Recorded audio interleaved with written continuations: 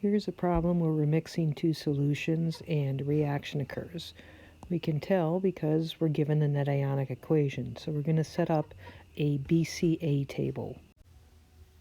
In a BCA table, we keep track of the moles of reactants before the change in the moles of reactants and the number of moles of reactants left after the reaction is complete.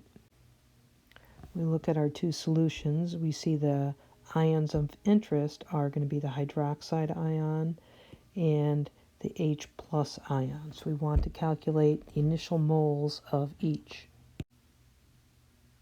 To calculate the moles of each ion, we look at the solution and we multiply the concentration of the solution times the volume of the solution.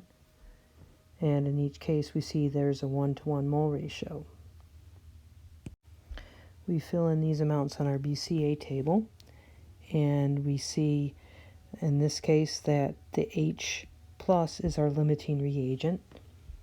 There's less of it, and they react in a 1-to-1 mole ratio. So after the reaction, there isn't going to be any of our limiting reagent, which means that H plus ions have been changed by losing 0.030 moles. Therefore, we lose the same amount of hydroxide ion, and we see at the end of the reaction we have 0.030 moles of hydroxide ion. So we can calculate the concentration of each reagent after the reaction is complete. As always, the concentration of our limiting reagent at the end is going to be 0 moles per liter. Now for our hydroxide ion,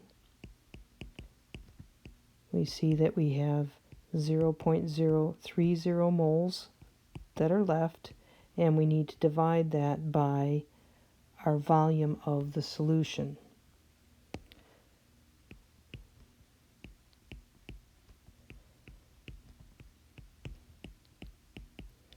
And the solution was obtained by mixing 500 milliliters, or 0.5 liters, and 0.205 liters, or 250 milliliters.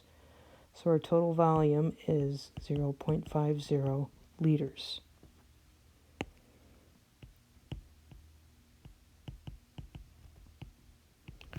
And we do the calculation. We see the final concentration of hydroxide is 0.40 moles per liter.